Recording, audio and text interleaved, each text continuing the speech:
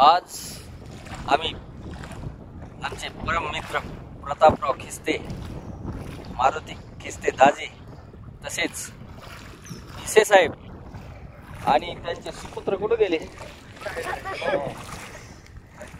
अथर्व ना,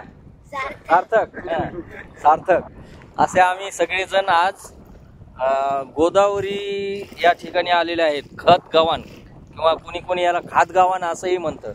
हे गोदावरीचं पात्र बघा, खूप असं भव्य असं पात्र. त्र्यंबकेश्वर या ठिकाणी गोदावरीचा उगम आहे. त्यानंतर या गोदावरीच्या म्हणजे गोदावरीला जिथं बांध घातलेला आहे ते म्हणजे पैठणचं जायकवाडी प्रकल्प.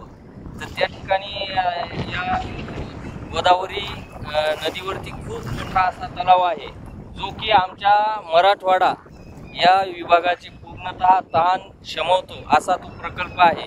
खूप मोठा प्रकल्प आहे आणि सगळ्यात महत्त्वाचं म्हणजे तो मातीनंच बांधलेला प्रकल्प आहे. तिथं कॉन्क्रीटचा उपयोग केलेला नाही फारसा.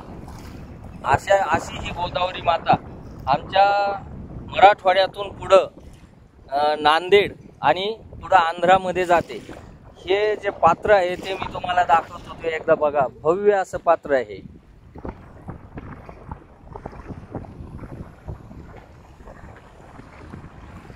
आणि इथे तुम्हाला स्पष्ट असं दिसणार नाही, परंतु मारुती दाजींची सासरवाडी त्या बाजूला तिकडे पलीकडे आहे. मंदिर दिसतंय, पण ते पण तुम्हाला व्हिडिओमध्ये दिसेल का नाही असं सांगता येणार नाही. आम्ही असं खुश असं या गोदावरी मातेच्या ठिकाणी आल्यानंतर सगळ्यांच्या चेहऱ्यावर कसं हास्य फुलतंय. खरंच निसर्गाच्या सानिध्यात गेल्यानंतर माणूस हा स्वतःचे भान आणि स्वतःला विसरतो, हे खरंच आहे. खूप वेळ काढला. आम्ही आलो आहेत खास म्हणजे लग्नासाठी, कृष्णा गमे यांच्या लग्नासाठी आलो. परंतु या ठिकाणी आम्हाला असं कळालं की या ठिकाणी गोदावरी नदी पण आहे. तर आम्ही वेळ काढून या ठिकाणी आलोत आणि आम्हाला खूप आनंद झाला. तुम्हीही असा वेळ काढत जा आणि आनंद घेत जा. नमस्कार.